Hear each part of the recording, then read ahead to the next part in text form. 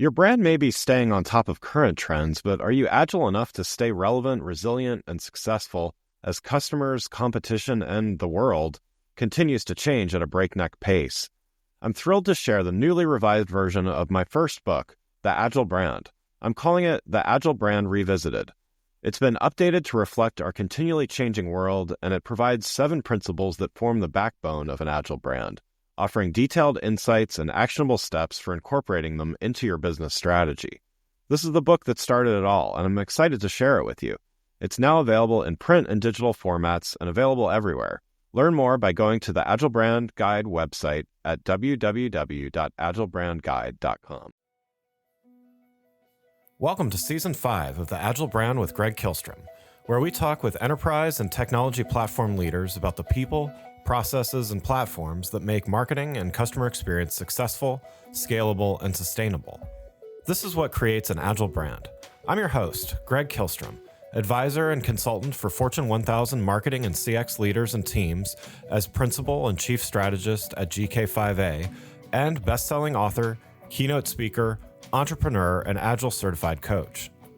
The Agile Brand podcast is brought to you by TEKsystems, an industry leader in full-stack technology services, talent services, and real-world application. For more information, go to teksystems.com. To sign up for the Agile Brand newsletter and get the latest insights and articles on marketing technology and CX, or to purchase a copy of my latest book, House of the Customer, go to gregkihlstrom.com. You can also find all my books on Amazon and other retailers. And now on to the show. Today we're going to talk about customer education to improve the customer experience. And we'll be talking about how to improve the employee experience through education as well. To help me discuss this topic, I'd like to welcome Jack Foster, CMO at Workramp. Jack, welcome to the show. Thank you so much, Greg. I'm excited to be here. Yeah, looking forward to talking about this with you. Why don't we get started by you giving a little background on yourself as well as a little bit about what Workramp does? I'd love to. So yes, I am the CMO at Workramp. I've been at Workramp for just over a year and a half, helping to build out the marketing function and marketing team. So it's been a really fun 18 plus months doing that. And I'm sure we can talk a little bit about that as we go through, go through the show. But Workramp, we are the learning cloud. So we power all of your employee and customer learning on one single platform. So think, on the employee side, everything from powering onboarding through talent development, leadership development, compliance and security training, really any training or learning program that you would need internally can be powered by Workramp. And we also do that for customers and partners as well. So if you have a customer education program, which is of course one of the topics we'll go through today, or partner enablement, those are top use cases for our solution. So help reduce costs, help reduce, the number of tools that you need to use in order to power all of your learning. I've spent about 15 plus years in B2B tech marketing, have worked at a number of different companies, public companies like CA Technologies and SurveyMonkey, which rebranded to Momentive, and startups like Lever, and now, of course, Workramp. So yeah, very excited to be here and a lot to cover today, Greg. Yeah, absolutely. No, looking forward to this. So yeah, let's start with talking about the value of customer education. So most people listening that work in marketing and customer experience would probably agree that an educated customer can be the most valuable type of customer. But there can often be questions about when and how to educate them so that everybody, customer as well as the business, gains the most value. So let's talk about a few ways to do this. And we'll start with the onboarding process. Question to you, what should brands be considering about both the initial customer experience as well as long-term loyalty at this onboarding stage? Yeah, so I think that it's so important, right, that customers see a very fast time to value. The more quickly that you can get your customer up and running and using your product and seeing value in what they've purchased, the stickier you're going to be, the happier, they're going to be with that purchase, the better they're going to be able to show ROI. And so really from the moment that, a contract is signed, like you want to get into onboarding your customers as effective and as fast as possible. And Of course, in the B2B world, many companies have customer success teams, implementation teams that, manage that process. But customer education and, what we would call something along the lines of like scaled customer education or digital customer success, having resources that are on demand that also can complement, right, what your implementation or CS team is doing is just going to, again, add that value to customers. If you're teaching them where to go to find answers, not, relying on your team, right, to have to be able to answer everything, you're going to Yeah. save your company costs. There's efficiencies there, but also it's going to help the customer see that time to value as fast as possible. Yeah. So it's critical that, you're really thinking through what are the different touch points, both from a people perspective and from a digital perspective in order to get that customer up and running. And especially in today's environment, we're all like thinking about how can you get efficiencies? How can you scale your organizations? I mean, this can be a really effective cost saver for your Yeah. company. It can help you reach more customers. There's just so many benefits to having customer education resources available really from the get-go. Yeah. And so, one of the things you mentioned as far as uh, the benefits of a good onboarding process is to get the customer utilizing the product more. So let's talk a little bit more about that. So, with product utilization, why is it so important? And, how do successful brands use education to really increase utilization of the product? Yeah, I think that utilization is just an indicator of, again, are they going to actually, stick around and Yeah. are they actually seeing value? Now, of course, there's other things that go into that. It's really interesting, actually. One of our customers, Quantum Metric, I was talking to their director of customer enablement. Her name's Chauncey, and she actually presented at our last big conference, Workramp Learn. And one of the things that was just so enlightening in my conversation with her was that, their whole, one of their North Star metrics at Quantum is product utilization, like how quickly, are their customers adopting. That's a huge, Yeah. North Star metric for them. But she also made this really great point that it's not, it's also, are they not just using your product, but are they effective at using your product? Like, are they using less clicks, right? To go get to the outcome that they need? Are they actually like know how to use the product, not just that they are using the product? And Yeah. that was just such an incredible insight because it's true, right? It's not only just about like are people in there, how many users do you have in there? Is the company like using the product in general? It's also, are they using it effectively? And how can you help them use your product more effectively so that they really become power users and experts? And so I think, again, that, when it comes to customer education, what you really need to look at is, okay, where are the areas people might be getting tripped up, or what are the questions that, customers have as they're onboarding onto the product, or where you might see, areas where they might need improvement. And then you create the right content to help them get better at doing that. And the more you can scale that content, obviously, the better it is for your own organization. But really comes down to, what do you want them using? What are the customers going to get the most value out of, and make sure that that's discoverable, that they know how to use those features within your product. And then also just like get more effective at using the product, not just spending 100 clicks to get to the outcome, Right. but like get there as fast as possible. So those are some of the ways I think that we think about product utilization and how it kind of connects to customer education. Yeah. And so how does your product Workramp approach this customer education uniquely? Yeah, so our customer learning cloud is designed to host a customer academy. So it's a branded, you can brand it in your own brand so that it looks and feels like a part of your organization. But really, it's the area that you can send customers to go consume the content that you want them to, whether it's for onboarding or ongoing customer education. But what's really amazing about Workramp is, one, we eat in our own restaurant, if you will. We want people to be able to get up and running very quickly with their customer education program. So our solution is very easy to deploy. We want our customers to see fast time to value. And so very easy to deploy.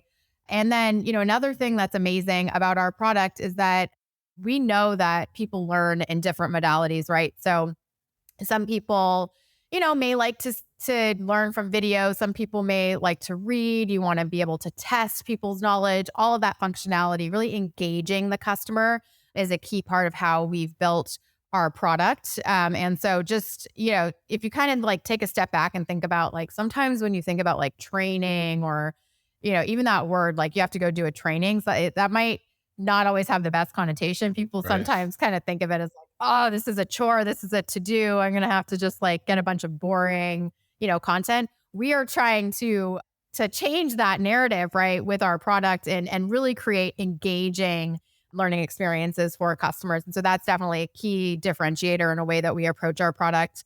And then, we like to also add ways that you can really incentivize, people to complete trainings. So things Yeah. like certifications are available within our customer learning cloud.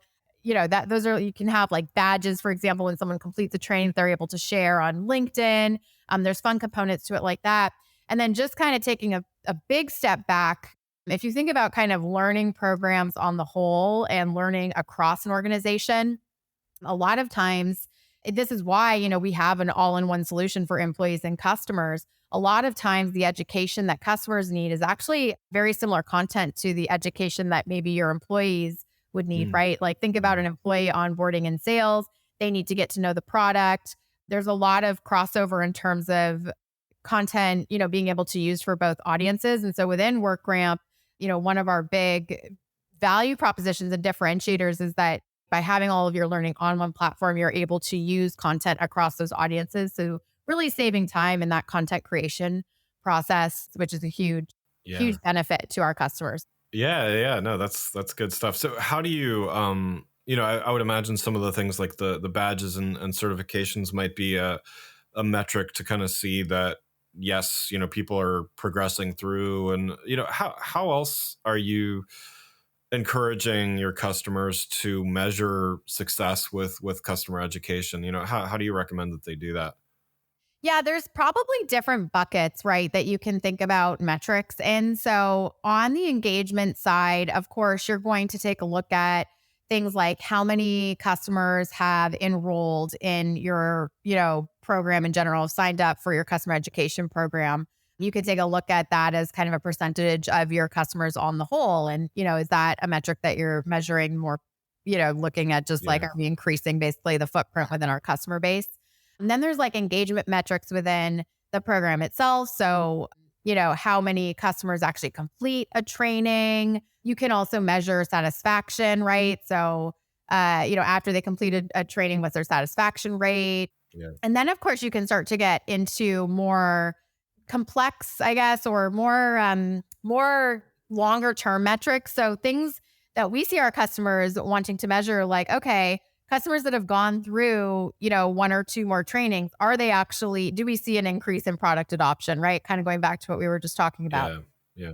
Customers that have completed, X, Y, and Z, are they renewing at a higher rate, right? So really impacting like customer churn, customer retention is definitely like a long-term goal of many programs. And then, this one I really love. Are your customers like turning into brand advocates? That's really, one of the hugest benefits of Yeah. customer education. If you're strengthening your relationships with your customers, this is a great way to do that, right? Because they have a resource to go to. You're helping answer their questions. You're helping them get better at their jobs. You're helping their company, use your product and hopefully again see ROI in what they purchase from you.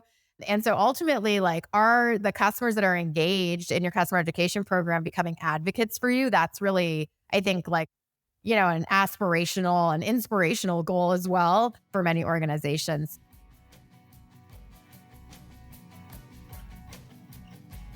Before we continue, let's take a quick break. If you're like many marketing leaders today, you're inundated with a need to improve the customer experience across an increasing number of channels and touch points, all while ensuring your team is performing well, innovating, and continuously improving. So how do you find the time to determine what's next for you, your team, your brand, and your customers? My company, GK5A, can help. Whether it is advisory services, evaluation of marketing technology platforms and solutions, or digital agencies and implementation partners, or assistance with creating strategic roadmaps and prioritization of efforts. We've done it all and served as an ally to Fortune 1000 brands in industries like financial services, healthcare, consumer electronics, professional services, and more. You can learn more about these services and contact us at www.gk5a. That's www.gk5a.com. Now let's get back to the show.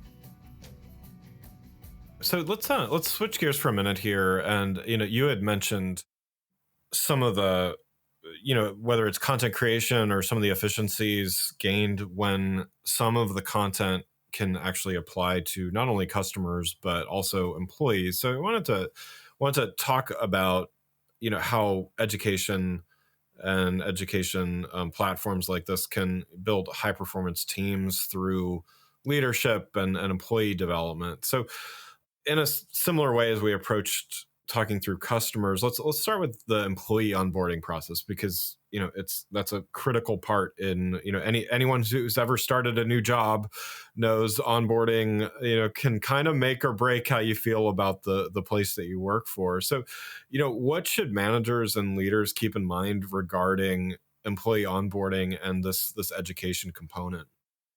Yeah, not only can onboarding make or break how you feel about a company, it can literally impact your ability to be productive Yeah. and ramp, Yeah. as fast as possible. So having a structured and thoughtful onboarding program is honestly like a competitive advantage for organizations for new hires coming in. Mm. So, again, in a similar vein, I think, you're going to take a look at all company onboarding, right? There's probably going to be certain content that your entire cohort, whoever's joining, is going to see. So one example that we do at Workramp, actually, again, this idea of eating in our own restaurant. Of course, we have robust onboarding, and we use Workramp to do that, to onboard all of our employees.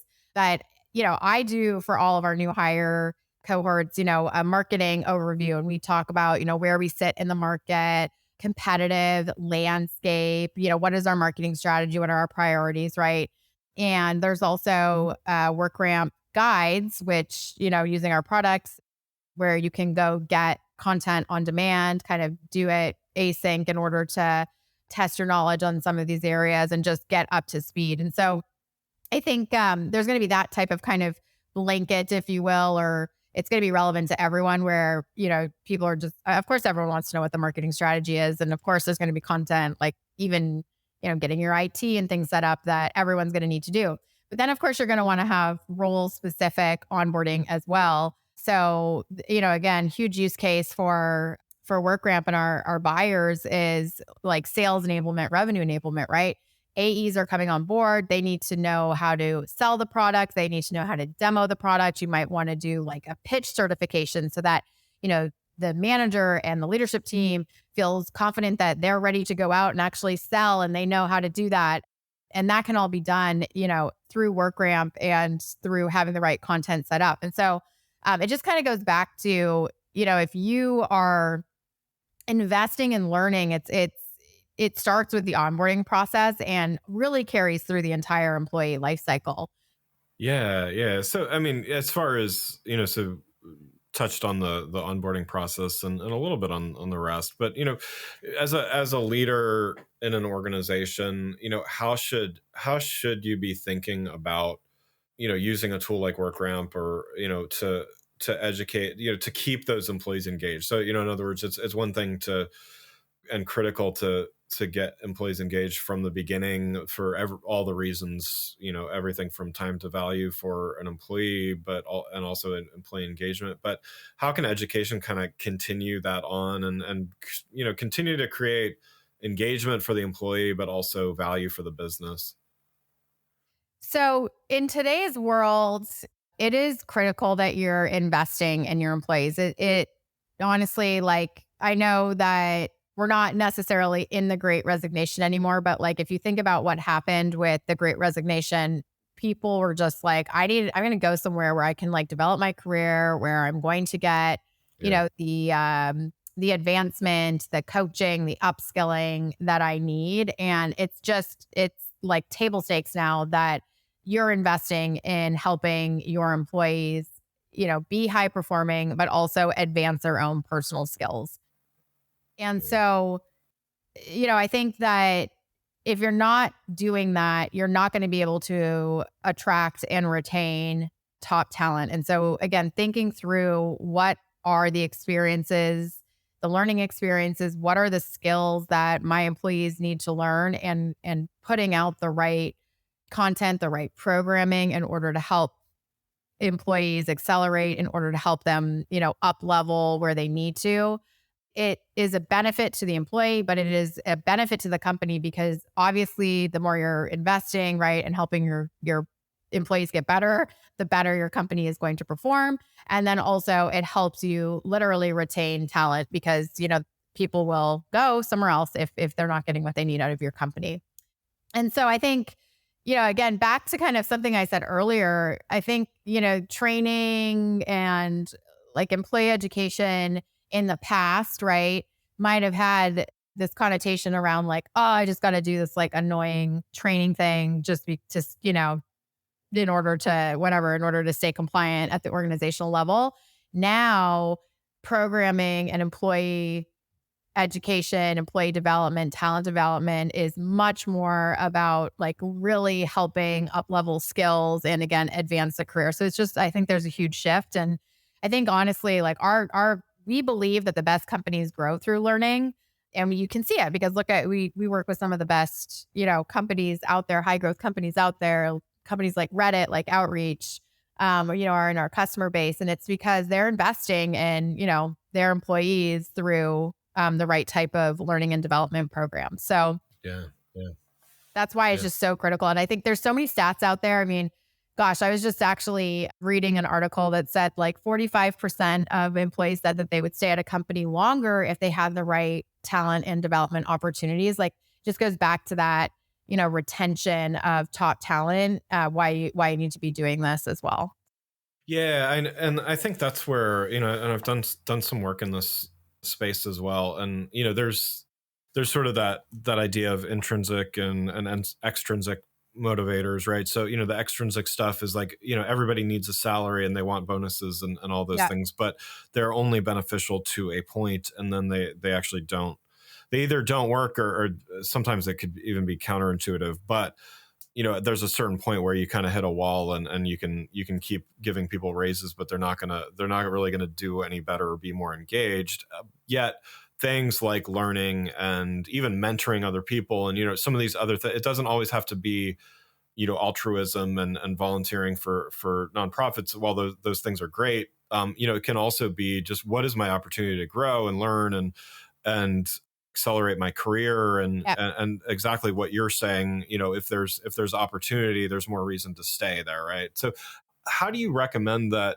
Certainly kind of the lagging indicators here would be retention and productivity perhaps, but how do you measure this in the moment, and in a way that is helpful to make sure that when there are education programs in place, that leaders are utilizing them effectively, and things like that. Yeah, I mean, there are some definite parallels to what we talked about even during, the customer education Yeah, yeah, section. So one is just honestly engagement, right? So as a employee, well, onboarding, for example, you can take a satisfaction survey at the end of onboarding, like how confident are you feeling in, your role, or how confident are yeah, you feeling now X amount of time into, your new job. And that'd be a great indicator of, okay, how effective is that program? Same thing. Do you see a lot of engagement in your programming? Are people, going through the guides and paths that you've set up, within your LMS, within Workramp? Or what is their satisfaction rating? How confident are they feeling, after taking these different programs?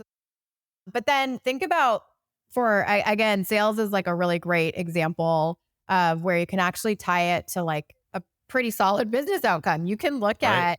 at, did someone onboard that went through onboarding? How quickly did they ramp? Like, how quickly did they get to quota? Right? Are people that are doing the onboarding effectively? Like, are they basically ramping more quickly?